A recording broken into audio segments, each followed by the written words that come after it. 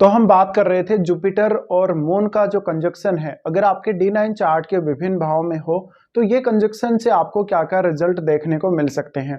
ये कंजक्शन अगर आपके सेकंड हाउस में हो तो इसके क्या परिणाम देखने को मिलेंगे, इसके बारे में आज हम बात कर रहे हैं। तो आपका D9 चार्ट चेक कीजिए, अगर उसमें जुपिटर और मून का कंजक्शन दूसरे भाव में है तो आप ये वीडियो देख सकते हैं।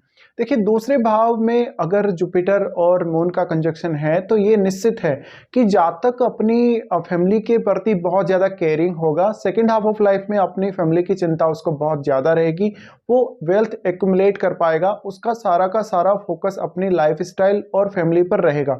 इसी प्रकार से जातक बहुत सारे इनकम के सोर्सेज खोजने में ये जो कंजक्शन है जातक को मदद करेगा। तो ऐसे में जातक का जो फैमिली सपोर्ट है काफ़ी अच्छा रह सकता है।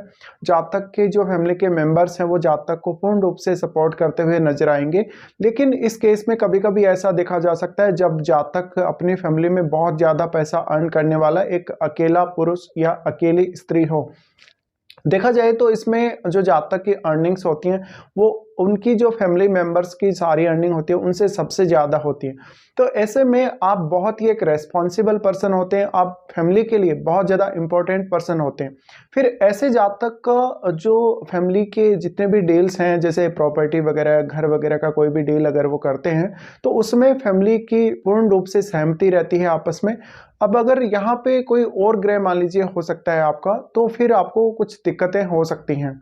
लेकिन अगर जुपिटर और मून का कंजक्शन सेकंड में है तो ऐसे में पूर्ण रूप से जातक है वो अपनी फैमिली का पूरा फीडबैक लेता है, उसके बाद ही आगे बढ़ता है।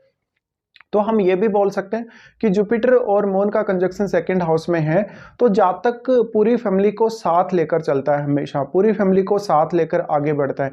और जातक हमेशा कुछ ना कुछ पॉजिटिविटी तलाशता रहता है अपनी लाइफ में, एक नॉर्मल लाइफ जीने की तरफ ही देखता है। जातक कोई बहुत ज़्यादा भौतिकतावादी की जो प्रवृत्ति है उसकी तरफ नहीं जाता, लेकिन वास्तव में जातक का लाइफस्टाइल ओके होता है, काफ़ी अच्छा होता है।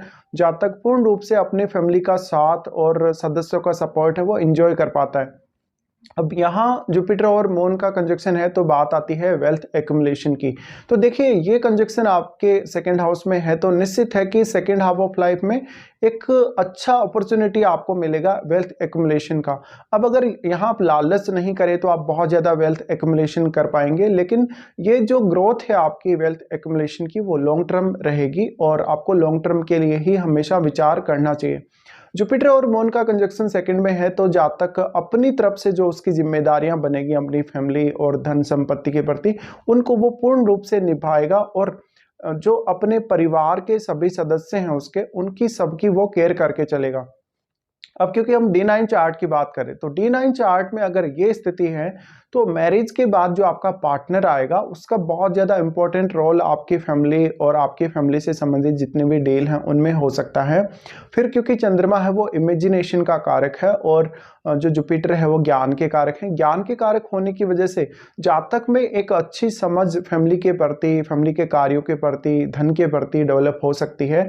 और जातक के पास बहुत सारे ऐसे एक्स्ट्रा आइडियाज या बहुत सारे ऐसे विचार हो सकते हैं जहां से वो धन संपत्ति अर्जित करेगा, जिनका उपयोग करके वो अपनी लाइफ को बेहतर से बेहतर करेगा। तो इस केस में एक बहुत अच्छी लाइफ जीने को आपको मिल सकती है। फिर अगर हम बात करें रेपुटेशन की, मान सम्मान की, तो ऐसे जातकों का जो फैमिली में मान सम्मान है, रेपुटेशन है, वो उतना ज़्यादा तो नहीं होता, लेकिन फैमिली के बाहर इनका मान सम्मान और रेपुटेशन बहुत ज़्यादा देखने को मिलता है। तो इस प्रकार से देखा जाए तो जातक वास्तव में अपनी फैमिली वेल्थ को एंजॉय कर पाता है, अपनी पूरी फैमिली के साथ जो भी वो अर्न करता है, जो भी वो अपनी लाइफ में अर्जित करता है, उसको वो शेयर कर पाता है। तो एक बड़ा परिवार भी इस केस में आपको देखने को मिल सकता है, बहुत बड़ा परिवार देखने को मिल सकता है, जहां पर सभी सदस्यों का आपस में एक अच्छा सपोर्ट भी आपको देखने को मिलेगा। इसके अलावा वेल्थ की बात करें अगर हम, या लाइफस्टाइल की बात करें, तो वेल्थ के मामले में किसी प्रकार की कोई कमी आपके जीवन में नहीं रहेगी, लेकिन लाइफस्टाइल फिर भी आपका ओके ओके ही होगा। कोई बहुत ज़्यादा बड़ा, जैसे हम बोलते हैं, दिखावटी जो जीवन है वो आप नहीं जिएंगे।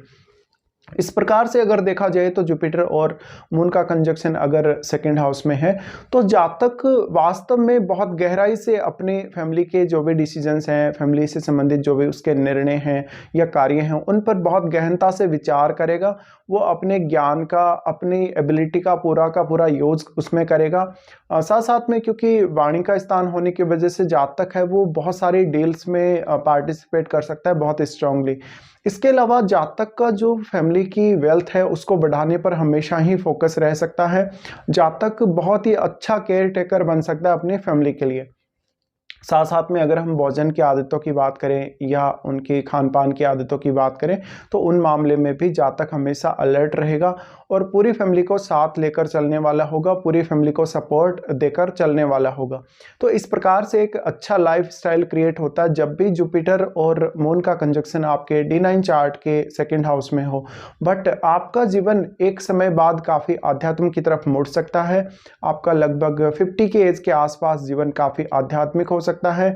ऐसे जातक लेटर एज में थोड़े ज़्यादा दानी हो जाएंगे, दान दक्षिणा बहुत ज़्यादा करेंगे और ये अपनी वेल्थ को दूसरों के सपोर्ट के लिए देने में विश्वास करेंगे, यानी ये दूसरों की हेल्प बहुत जल्दी करेंगे। तो किसी को भी पैसे वगैरह या धन संपत्ति उधार दे सकते हैं। तो इस केस में थोड़े से ये कमज़ोर पड़ जाते हैं बाद में आगे चलकर, बट शुरुआत में इनको काफ़ी अच्छी ग्रोथ देखने को मिलती है। तो ये कुछ प्रभाव रहेंगे जब भी आपका जुपिटर और मून का कंजक्शन आपके D9 चार्ट के सेकंड हाउस में होगा।